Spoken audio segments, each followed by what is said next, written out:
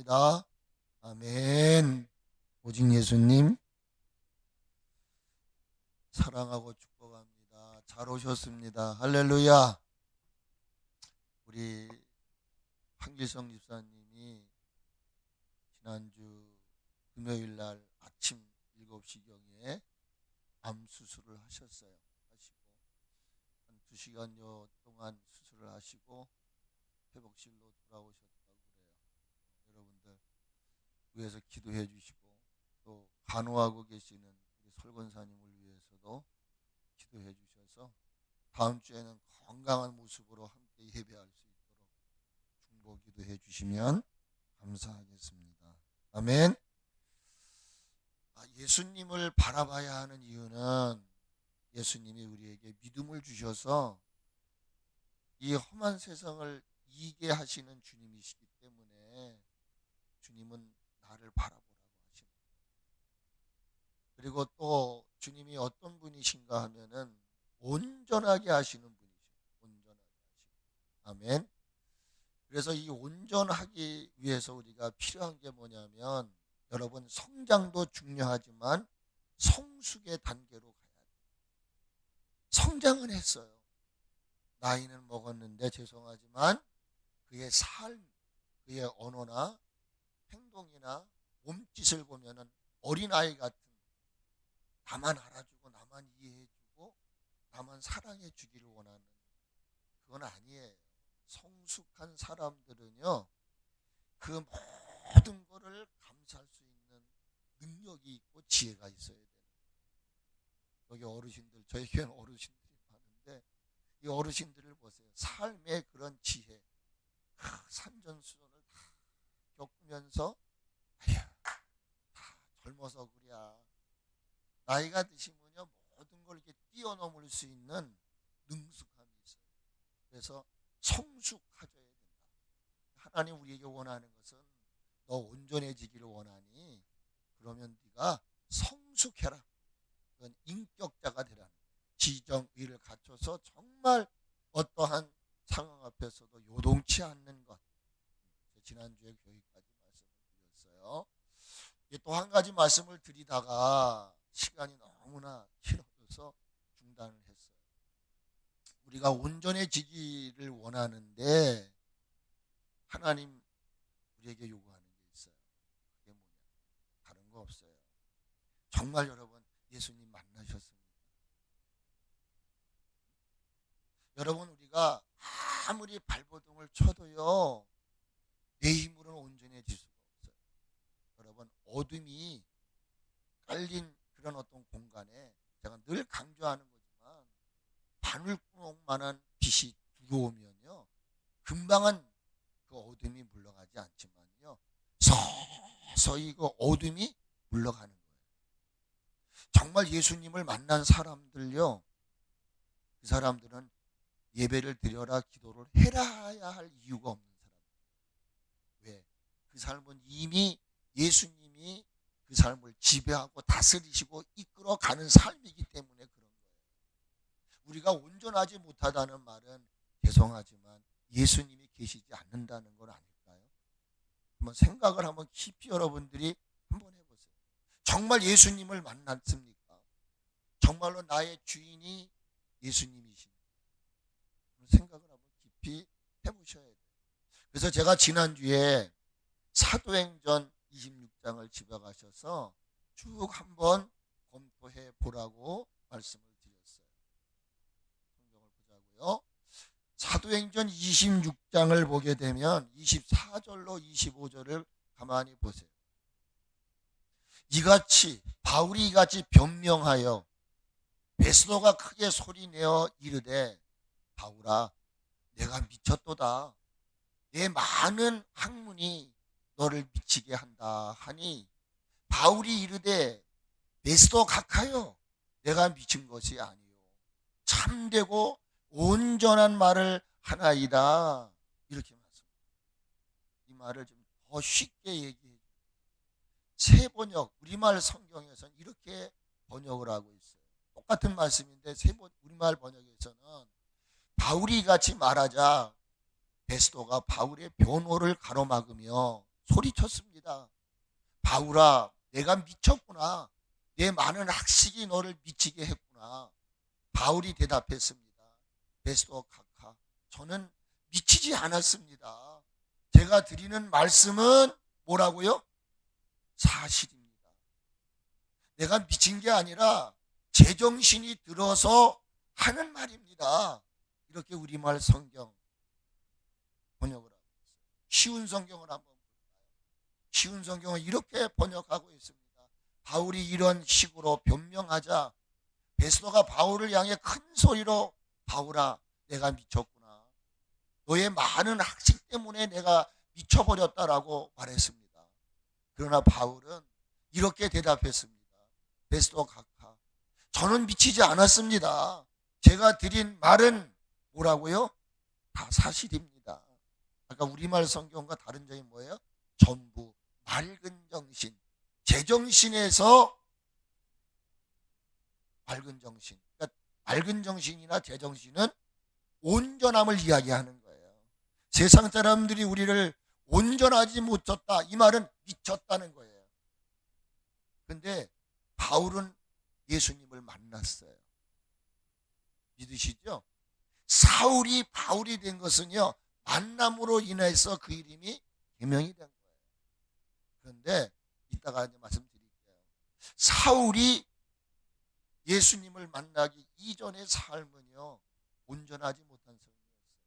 나는 온전하다고 말할지 모르지만 하나님은 그를 온전하지 못하게 보시죠.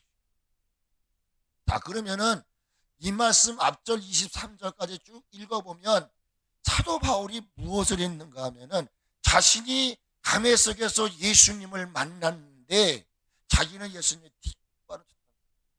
그렇게 예수님을 핍박하고 교회를 핍박했던 사람이었다는 거예요.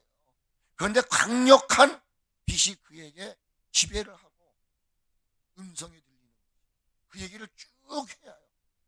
그러면서 그가 교회에 대해서, 예수님을 믿는 사람들에 대해서 박해를 해요. 그리고 그는 그들에게 다메섹과 예루살렘에 있는 사람들로 하여금 정말 예수님이 우리를 위해 죽으셨다, 예수님이 부활하셨다, 예수님 다시 오실 것이다, 이게 변명한다는 말의 의미는 뭐냐면 복음을 전했다는 거예요. 근데 네가 전에는 핍박하던 사람 아니었느냐 말이죠. 응? 무슨 말인지 알겠죠? 근데 네가 왜 핍박자였던 네가 예수님은 살아계신다, 그분이 정말 우리를 위해서 죽었다, 그리고 다시 오실 것이다, 너 지금 변명하는 거 아니냐. 잘 여러분 이해를 해요. 베스도가 알고 있었던 바울은 도대체 어떤 사람이었기에, 여러분 생각을 해보세요. 나는 멀쩡한 사람인데, 나는 온전한 사람인데, 여러분 나를 향해서 당신 미쳤어? 그럼 가만히 있겠어요? 아니, 나는 미치지 않았는데 나를 향하여 미쳤다고 말하면은 나는 가만히 있겠느냐 말이죠. 베스도가 이 말을 쭉 들어보는 게 간증 이야기로부터 시작을 해서 그 하나님의 살아계심을 구체적으로 복음을 전하니까 베스도가, 박근혜 왕이 그때 굉장한 혼선을 가지고 오는 거예요. 그러니까 거침없이 주저하지 않아요. 그 바울이 어떻게 반응하든지 간에 거기는 관심이 없어. 그리고 그 바울을 향해서 예수 그리스도의 복음을 전하고 있는 이 바울을 향해서 외쳤던 말이 뭐냐면 미쳤다는 거예요. 미쳤다. 여러분, 여러분을 향해서 제가 당신 미쳤어, 그럼 좋아하겠어요? 이 미쳤다는 말의 의미가 어떤 말일까요? 찾아봤어요. 2번 반복을 하거든요. 근데 이 마지막에 우리가 이 본문의 말씀 26장에 보게 되면은 미쳤다, 미쳤다. 그 말이 뭐냐면 헬라어로는 마니아예요. 이 말은 뭐냐면 광기, 미침, 정신 착란을 의미하는 거예요. 근데 미치게 했다, 하다 라고 하는 말을 쓰거든요. 이 프레톤. 것에 대하여 초과했다. 그러니까 이 말은 뭐예요? 너를 미치게 했다라고 하는 이 말은 결국 아글리파 왕이나 베스도가 바울이 하나님의 역사, 성령에 붙잡힌 바가 되어가지고 본인이 경험하고 느낀 대로 예수를 증거하는, 예수를 전할 때 결국은 뭐예요? 베스도나 아그리파 왕이 내가 저 말에 설득당해서는 안 되겠구나. 그런데 구체적으로 자신감 있게 하나님 말씀을 던진단 말이에요. 바울이 복음을 전하는 이유가 뭐겠어요? 한때는 핍박자였던 자기였는데 그렇게 복음을 구체적으로 전하는 것은 여러분 생각해 보십시오. 사람들이 내 말에 대해서 반응하지 않을 걸 알면서도 그는 다메섹에서 예수님 만남으로 말미암아 완전히 삶이 바뀌었단 말이에요. 이제 제정신을 차렸단 말이에요. 지금까지는 제정신 아닌 가운데서 교회를 핍박하고 박해하고 예수 믿는 사람들을 죽이는 그런 일에 앞장섰어요. 분열주의자였어요. 근데 예수님을 만나고 난 이후에 이건 아니구나. 정신이 바짝 든 거예요. 내가 이런 짓 앞으로 하다가는 큰일 나겠구나 여겨져서 그는 어떠한 대상자가 됐든 간에 자기 앞에 어떠한 상황이 전개되든지 간에 그건 관심이 없어요. 오직 예수 그리스도를 전하기 위해서 그는 증거합니다. 그때 그 베스도가 그 말을 딱 듣는 순간 긍정하기보다는 뭐라고 얘기했느냐.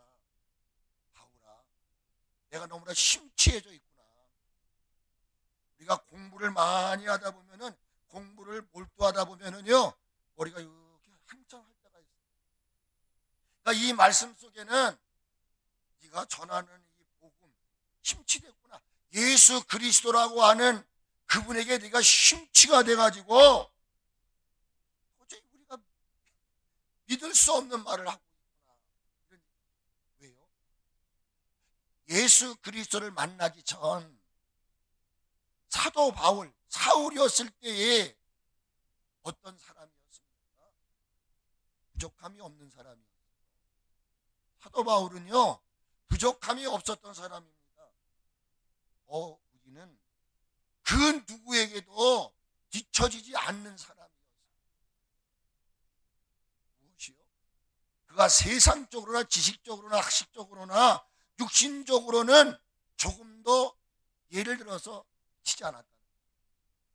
그것을 빌립보서 3장에서 이렇게 얘기를 해요.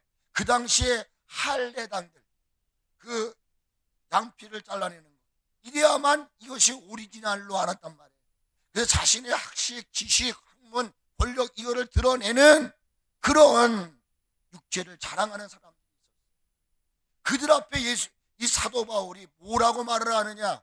3장 3절로 4절로 6절에 보면은 그러나 나도 육체를 신뢰할 만하며 만일 누구든지 다른 이가 육체를 신뢰할 것이 있다면 나도 그런다. 나는 너희들보다 한 수 위다. 그러면서 말을 해요. 나는 8일 만에 뭘 받았다고 얘기해요? 할례를 받았다. 와, 그는 뭐라고 그래요? 이스라엘의 족속이라고. 또 뭐라고 말해요? 베냐민의 지파라고 말해요. 또 그는 어떤 사람이었냐면은 히브리인 중에 히브리인이라고 해요. 또 뭐라고 말해요? 율법으로는 바리새인이요. 열심으로는 교회를 박해하고 율법의 의로는 흠이 있다 없다? 없다는. 그렇습니다. 사도 바울은 하나님 편 앞에 세상적인 사람 편에서도 전혀 부족함이 없는 사람, 미쳤다고 하는 소리를 들을 만한 어떤 허점이 없는 사람이었다. 그러니까 예수님을 만나기 전에 그는 모든 게 완벽했어요. 8일 만에 할례를 받았다고 그러잖아요. 이건 성민의 표 아닙니까? 이스라엘 족속이라고 말하지 않습니까? 그것도 베냐민의 지파예요. 베냐민은 누구예요? 라헬 아이를 낳을 수가 없었어요. 그런데 하나님이 마지막에 테이블을 열어서 나를 낳은 요셉과 사랑받는 사람이었어요. 베냐민의 지파라고 말합니다. 히브리인 중에 히브리인이라고 말합니다. 율법으로는 바리새인이야. 해박하다는 거예요. 여러분 기억하시나요? 니고데모를 기억하시느냐고요. 니모데가 선생이었어요. 그런데 그가 뭐예요? 거듭남에 대한 것을 모르는 거예요. 모르니까 무식하니까 용감한 거예요. 내가 하는 일이 이게 죽을 일인지 살 일인지도 모르는 거예요. 그런데 하나님을 바로 알면 절대 실수하지 않는다는 거예요. 그러니까 이 바울은 뭐예요? 바리새인이에요. 열심으로는 교회를 박해하고 율법으로는 흠이 없는 사람이었어요. 여러분 한번 눈을 크게 뜨고 한번 다시 한번 보세요. 사도 바울에게 있어서 부족한 부분이 있으셨나요? 아니요. 우리는 눈을 크게 뜨고 바울의 그 고백을 들어봐도 부족함이라는 것을 찾아볼 수가 없어요. 그런데 함부로 이 레스가 뭐라고 얘기해요? 미쳤다. 그 이유는 뭐냐면 그렇게 똑똑하고 부족함이 없는 바울이었는데 그들에게 전하는 복음을 듣고 보니까 예수님이 십자가에 죽으셨다가 부활을 하고 다시 오신다는 이 말은 뭐예요? 예수님을 믿어야만 우리가 십자가에 죽인 예수 그리스도만이 우리를 구원할 수 있다고 하는 거예요. 왕이라 할지라도 명예와 권세를 가졌다 할지라도 그것 가지고 구원을 받을 수가 없다. 오직 구원의 방법은 예수 그리스도를 믿어야 돼요. 그래서 예수님의 십자가의 죽음과 여러분 보세요. 다음에 사도행전 2장 이후에 마가오순절 다락방에 성령이 임합니다.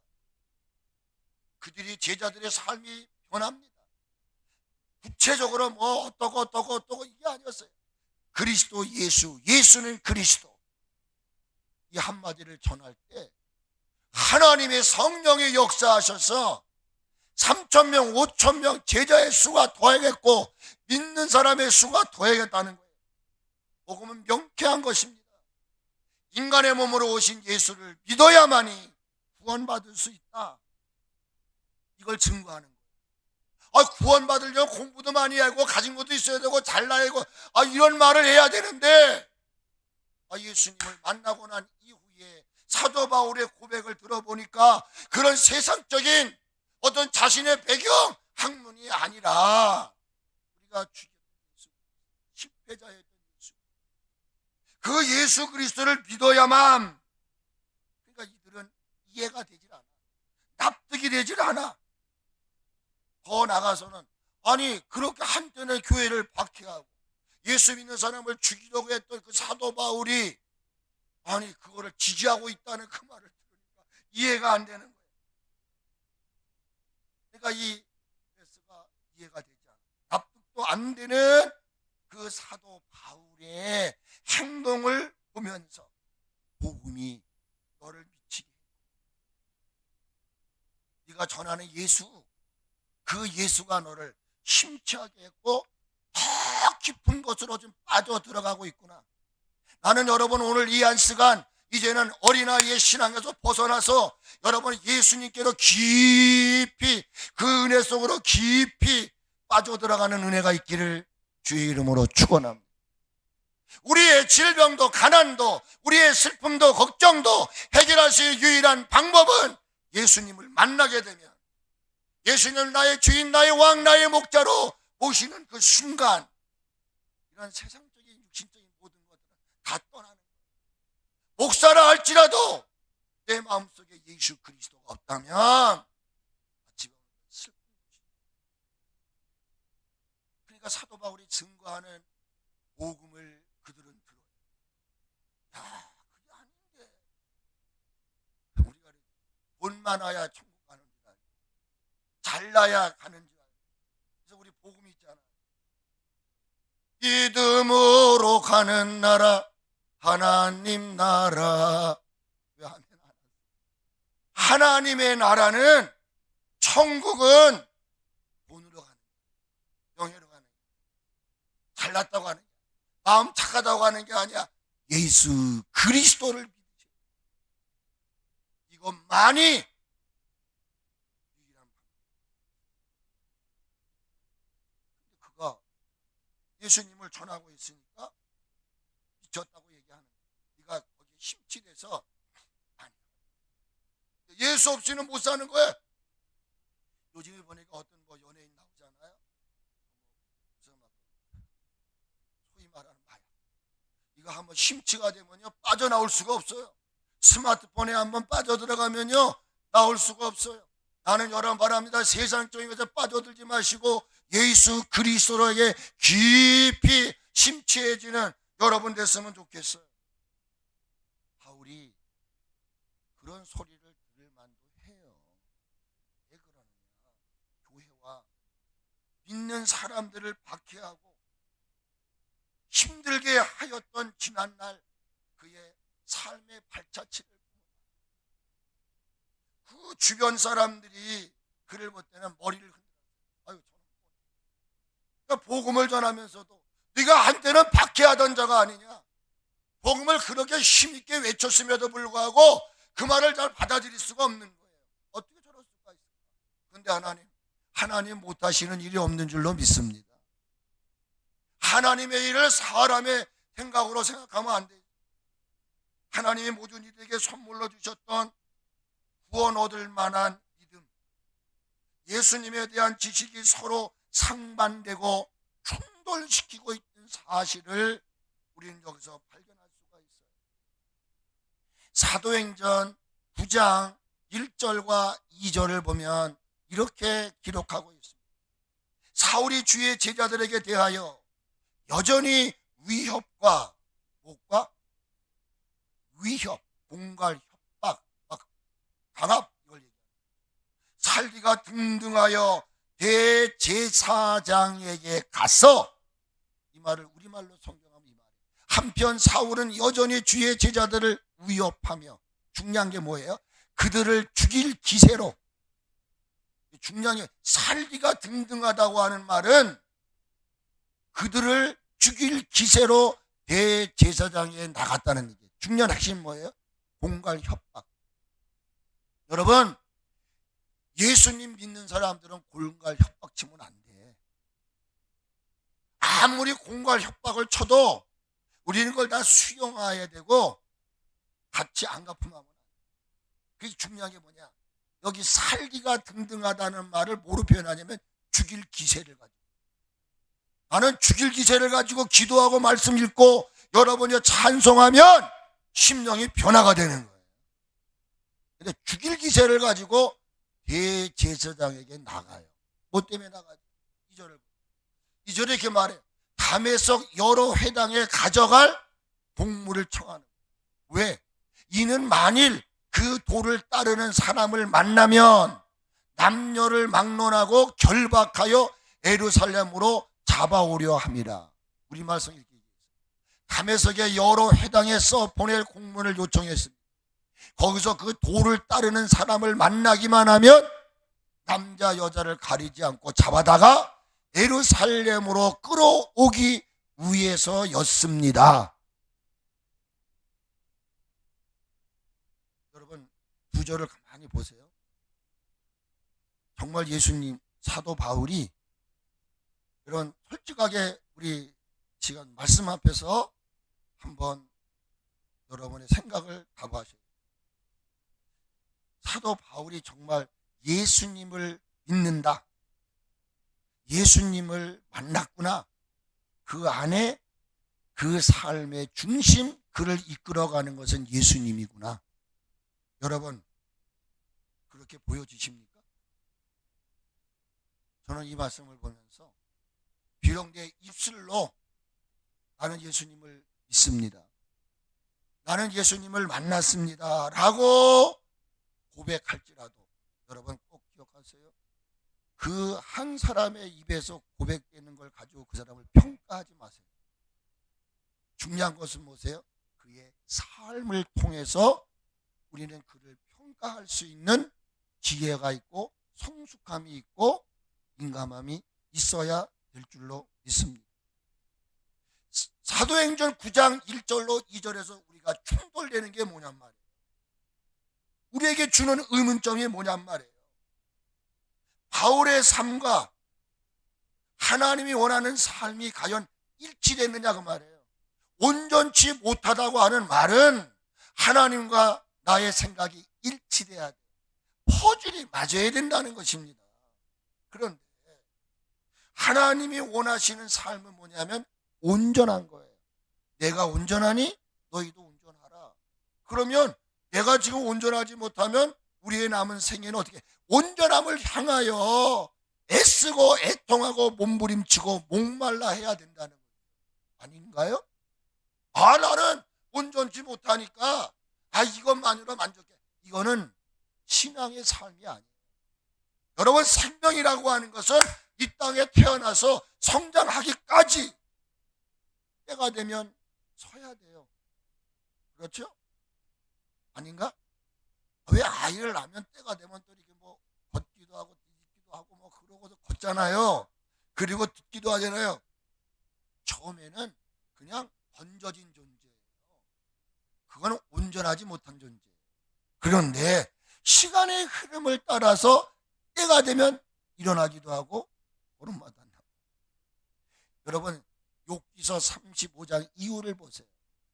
하나님이 구체적으로 새가 알을 낳는 거, 새끼를 낳는 거, 네가 그걸 아느냐 이거야. 너는 그 시기를 아니? 근데 하나님은 그 시기 때를 다 아는 거예요. 때가 되니까 온전치 못한 자가 온전한 자가 되도록 거기에 바란스에 맞춰서 프로그램, 커리큘럼에 맞춰서 우리가 잠깐만 나를 바라보지 말잔 말이에요. 하나님이 바라는 삶은 뭐냐면 온전한 거예요. 근데 사도 바울이 예수님을 만나기 전에 그 삶을 우리가 조명해 보면 하나님의 바람과 일치되지 않는 부분이 있다는 거예요. 여러분, 그런 민첩함, 민감함이 아주 세밀함이 여러분들에게 있으셔야 돼요. 뭘까요? 여전히 위협과 살기가 뭐였다고요? 등등하였다. 여전히 목사가 되고 장로가 되고 권사가 되고 집사가 됐는데도 여전히 우리의 쓴뿌리. 기분 나쁘신가요? 고집, 회개하지 않는, 나만을 인정해 주기를 원하는, 성숙하지 못한, 성장하지 못한 어린아이의 그 기질, 마음의 우상, 여전히 지금 아까 얘기했잖아요. 베냐민의 지파요, 율법에. 근데 그는 여전히 있어서는 안 될 것들이 있다는 거예요. 위협하는 거, 공갈 협박치는 거. 여러분, 큰 소리 친다고 되는 게 아닙니다. 우리는 큰 소리 들어도 그냥 예수님 때문에 내가 졌어 이러는 거. 내가 지니까 내가 무식해서 지는 것처럼 보이지만 아니올시다. 온유함이라고 하는 것은요, 내성이 강함을 얘기하는 겁니다. 겉으로 약해 보이니까 지니까 내가 양보하니까 네가 진짜 패자구나, 내가 승자야. 이건 인간의 논리. 그러나 주님 말씀하세요. 네가 선을 행하여 고난을 받은 것 참으면 아름다울 것이지만 예수님을 믿고 예수님을 만날 때 나타나는 게 있습니다. 이전 것은 지나갔으니 보라 새 것이 되었다. 아멘이신가요? 여러분, 예수님을 내가 만나고 그분이 나의 주인이 되시고 나의 왕이 되시고 나의 목자가 되면 용서하세요. 그냥 나도 모르는 사이에 그분의 그 위대함 앞에, 존귀함 앞에 내가 낮아지는 거예요. 근데 예수님 믿은 지 제가 40년이 됐는데도 아직도 제에게 뭐가 있냐면 하나님의 의를 이룰 수 없는 혈기가 있어. 성내는 것은 하나님의 의를 이룰 수 없다고 그랬는데 나도 어떨 때 보면 가끔가다 우리 시간대 여보 왜 나 화나게 만들었어? 그러니까 주님 네가 아무리 화나게 해도 그거를 다스릴 수 있어야 되는데 다스리지 못해서 너는 아직 온전한 사람이 아니야.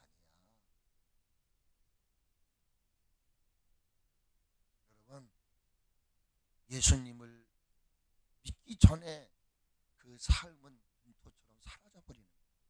내가 이것을 갖다 버리려고 그러는 게 아니에요. 그냥 자연적으로 사라져버려요.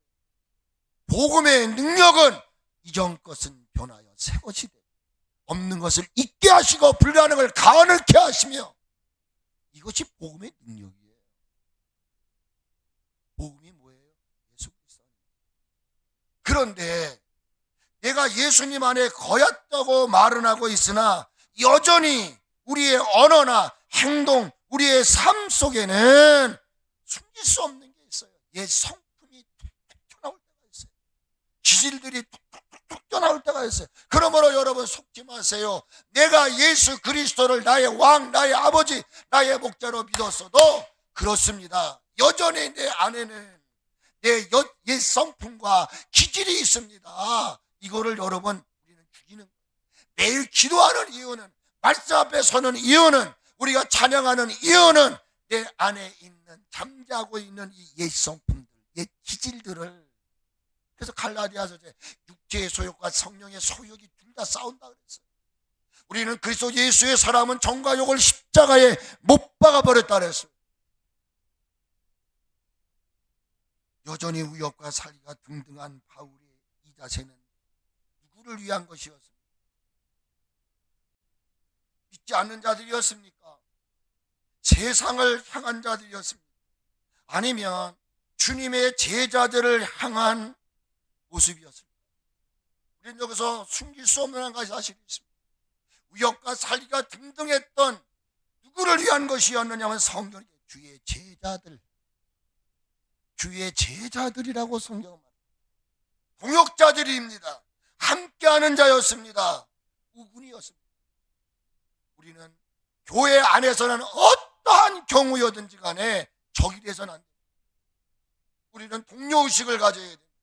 서로 사랑하고 이해하고 용납하고 함께할 수 있는 이 모습, 이것이 나에게 없다면 주님은 우리에게 말씀하실 거예요. 얘야, 네가 그것이 바로 온전하지 못한 거야. 이해할 수 있는 거 이해하지 못하는 거, 배려할 수 있는 거 배려하지 못하는 거, 눈 감아줄 수 있는 거 비판하고 판단하고 정죄하는 그 자체, 너는 그게 옳은 거라고 말할 수 있어. 어찌 보면 그 말이 합당한 말일 수도 있어요. 온당한 말일 수도 있어요. 그러나 주님은 내 눈에는 더 큰 들보가 있는 거 너 아니? 그런데도 나는 너를 덮었어. 여러분, 사도 바울이 살기가 등등했었던 대상자가 주의 제자들이었어요. 그런 그의 모습을 바라보시는 예수님은 너 안 되겠다. 내가 너를 이방인의 사도로 써야 되는데, 나의 죽음과 부활에 대해서 전화해야 될 너인데 네가 지금 스데반 집사까지 죽여버렸잖아요. 이러다 큰일 나겠다 싶어서 하나님이 정한 때가 되자 다메섹에 공문을 가지고 가는데 확 하나님. 또 하나 보세요. 사울은 대제사장에게 가가지고 다메섹 여러 회당에 가져갈 공문을 청하였다라고 성경은 말하고 있어요. 왜요? 그가 대제사장에 가서 공문을 청한 이유가 뭡니까? 뭐 때문이죠? 거기 이렇게 말해요. 그 도를 따르는 사람을 만나며, 이 도는 뭐죠? 말씀도예요. 하나님의 말씀을 추구하는 사람, 이 사람들을 만나면 남자 여자 막론하고 어떻게 한다고요? 여러분, 하나님 말씀을 따르는 자들을 결박할 이유가 있습니까? 결박할 이유가 없어요. 그리고 그들을 예루살렘으로 잡아오려 하기 위해서다. 누구를 결박하고 누구를 잡아오려고 한다는 말입니까? 하나님의 말씀을 따르는 이들이요. 저는 여기서 사울의 모습이 과연 온전한 사람의 모습이었을까? 여러분에게 질문을 던져봅니다. 이 말씀을 보면서 제 마음속 한구석에 자리 잡은 말씀이 있습니다. 진정 하나님을 만나는 사람, 하나님의 살아계심을 믿는 사람의 삶은 주어진 환경과 상황 앞에서 아무리 믿음이 바닥을 친다, 그건 내 본의 뜻이 아니에요. 여러 가지 상황 환경으로 인해서 하나님을 만났고 하나님을 믿는다고 하고 있지만 그 삶이 정말 바닥을 치는, 밑바닥을 치는. 그런데 이 밑바닥을 친다 할지라도 주어진 상황과 여건들이 나의 믿음을 뒤흔들어 놓고 마치 하나님 믿지 않는 사람처럼 주어진 삶을 산다 할지라도 그 사람이 하나님의 사람이요 하나님을 만난 사람이라면 여러분 절대 미칩니다. 돕고 싶은 마음, 함께하고 싶은 마음, 이해하고 싶은 마음, 배려하고 싶은 동료 의식이 어느 때보다도 더 발달. 그러나 그러죠. 당신 진짜 예수 믿는 사람. 비록 그가 교회를 나오지 않아도 막 교회를 박해하고 믿는 사람을 괴롭히면 마음속에 동료의식을 갖는 거예요. 아, 왜 그러세요? 저 사람이 무슨 죄를 졌다고, 제가 저 사람이 무슨 나쁜 죄를 졌다고 그러는 거예요. 그래서 그들의 편을, 교회 편을, 그리고 하나님을 지지하는 모습, 그것이 진정 그의 현실은 지금 바닥을 치고 있지만 그게 진정 하나님 만난 사람들의 삶의 모습은 아닐까요? 그런데 우리는 죄송하지만 누가복음 15장에 보게 되면 첫째 아들 같은 삶을 갖지 않았습니다. 기도한다 그래요. 좋아. 아버지 마음을 가져라. 아버지 마음은요, 이 아들은 죽었다가 살아난 아들이야. 그 잘못한 거 하나님 묻지 않았어요. 아버지는. 그래, 네가 돌아온 것만 감사하다, 고맙다. 그리고 그 아들을 씻기고 옷을 입히고 가락지를 끼우고 신을 시켰잖아요. 근데 큰형은 그 모습을 보고 마땅치 않아. 마땅치 않아. 그 말씀 보면서 너 형의 마음 가지면 안 돼. 저는 그러면서 우리가 살고 있는 이 세상의 상황은 과연 뭘까? 제가 디모데 후서 지금 3장 강해를 쭉 하고 있거든요. 저는 그 모습을 보면서 상대의 부족함이나 상대의 나약함, 실수, 온전하지 못한 부분에 대해서 오늘날 우리 상태가 무시하고 주저하지 않고 비방하고 입에 담지 못할 말을 폭언을, 그래서 한 사람의 길을 튀지 못하게 하는 때가 말세에 고통하는 때라는 사실인 것입니다. 사람들의 마음이 따뜻함보다는 차가워졌다는 거예요. 무정해지고 강팍해지고 완악해졌다는 것입니다. 그래서 사람이 마치 죄송하지만 냉수 같은 사람으로 지금 돌변해 가고 있다는 거예요. 세상 사람들이 그렇게 변질될 수 있을지라도 사랑하는 성도 여러분, 하나님의 사랑을 입은 여러분들만큼은 그렇게 매서운 사람이 되지 마시고 차가운 사람 되지 마시고 냉수 같은 사람이 되지 않았으면 좋겠어요. 디모데후서 3장 3절에 이런 말씀이 있어요. 부정하며 원통함을 풀지 아니하며 모함하며 절제하지 못하며 싸나우며 선한 것을 좋아하지 아니하며. 우리 안에 부드러움이 없다. 우리 안에 온유함이 없고 말 한마디도 무서워. 눈초리도 무서워. 말세를 시대를 살아가고 있는, 어찌 보면 여러분들 힘들어. 살아가는 것 자체도 힘든데 질질대로 지치고 아프고 괴롭고 힘든 우리들에게 있어서 그런 사방에서 막 눈초리 한 마디 던지는 말로 인해서 기질맥질하는 거예요. 평안이 없어.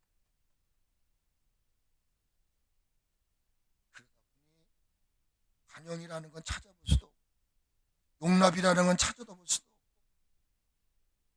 이런 삭막한 시대를 우리가 살고 있습니다. 근데 주님이 저에게 이렇게 말씀하셨어요. 그래, 너를 자꾸만 낮아지게 하고 끄게 하고 아프게 하고 그럴지라도 따라하세요. 흔들리지 말라. 같이 한번 하세요. 흔들리지 말라. 여러 가지 상황, 환경, 여건들이 우리를 정말 온전하게 살아가려고 하는 우리들에게 있어서 자꾸만 흔들어대요. 흔들림을 당하는 이유가 뭐냐면 내가 온전하지 못했기 때문에 흔들리는 거예요. 그런데 주님은 말씀하세요. 내가 그래도 너에게 믿음 줬잖아. 흔들리지 말고 믿음 줬잖아. 그러니까 네가 성장하는 게 아니라 이제는 성숙함으로 한 단계 올라가라고 그랬잖아. 시편 55편 22절에 야훼에게 네 짐을 맡겨버리라. 같이 한번 하세요. 그가 너를 붙드시고 의인의 요동함을 영원히 허락하지 않을 것이다. 믿으시면 아멘. 믿으세요. 야훼에게 맡깁시다. 온전하게 살아가려고 하는 저희들 주변에 수만 가지가 우리를 뒤흔들어 댄다고 할지라도 그것 때문에 영향을 받지 마시고 하나님 힘으로는 안 돼. 하나님께 맡겨보세요. 그러면 그분이 우리의 모든 것을 판단하시고 갈라디아서 5장 10절에서 이렇게 말합니다. 나는 너희가 아무 다른 마음도 품지 않은 줄 주 안에서 확신하노라. 그러나 너희를 요동하게 하는 자가 있다면 나는 가만히 두지 않겠다. 저는 그래서 좋아하는 말씀이 있어요. 이게 뭐야? 누구든지 심판하겠다는 이 말 속에 하나님 나를 지지해 주시겠다. 그래서 고백하고 싶은 게 뭔지 아세요? 시편 23편 4절로 6절 말씀. 한번 같이 읽어볼까요? 내가 사망의 음침한 골짜기를 다닐지라도 해를 두려워하지 아니하는 것을 주께서 나와 함께 하심이라. 주의 지팡이와 막대기가 나를 아니하시나이다. 주께서 내 원수의 목전에서 내게 상을 차려주시고 기름을 내 머리에 부으셨으니 내 잔이 넘치나이다. 내 평생의 선하심과 인자하심이 반드시 나를 따르리니 내가 여호와의 집에 영원히 거하리로다. 신앙생활은요, 사망의 음침한 골짜기를 가는 거예요. 근데 우리 힘으로는 안 돼요. 이 사망의 음침한 골짜기를 가는 동안 잊지 말아야 될 것은 여호와 하나님이 여러분과 함께 하신다는 거예요. 주의 지팡이와 주의 막대기가 여러분을 안위하신다는 거예요. 그리고 어느 삶 앞에서도 하나님이 우리에게 상을 베푸시고 원수의 목전에서 상을 베푸시는 하나님, 우리 머리에 기름을 바르시는 하나님, 내가 너 지켜주마. 그러니 네가 해야 할 일은 뭐냐? 온전하지 못한 걸 발견하고 온전함을 향해서 나가는 것입니다. 오늘 말씀 마무리지. 왜 예수님을 바라보아야 합니까? 그분은 온전하신 분이기 때문에.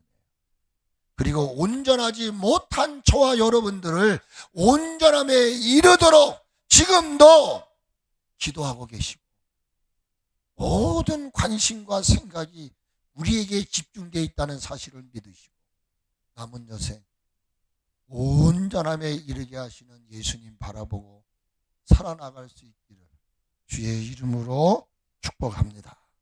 찬양 하나 하겠습니다. 우리 찬양 하나 부르시고 이 찬양 부른 다음에 오늘도 조용히 기도합시다. 하나님, 주님이 나를 바라보실 때 어떤 부분이 온전하지 못해요? 주님 저에게 지적해 주세요. 그리고 그 온전하지 못한 부분을 이제 주님 돌보심을 얻어서 온전함에 이르기를 원해요. 제가 매주마다 찬양을 선곡하는 것은 제가 일주일 동안 기도하면서 주신 말씀, 저의 신앙 고백을 제가 드리려고 하는 거예요. 그러니까 지난주에는 똑바로 보고 싶어요. 찬양을 불러드렸고 오늘은 이 찬양이 자꾸만 저한테 와서 제가 일주일 동안 하나님 앞에 기도하면서 기도 시간 지금 12시에 기도하잖아요. 먼저 이 찬양, 제약의 사슬에서 괴로움에 눈물 흘릴 때 이 찬양을 부르면서 일주일을 같이 보냈어요. 오늘 이 찬양 부르시면서 기도하실 때 하나님, 저는 잘 몰라요.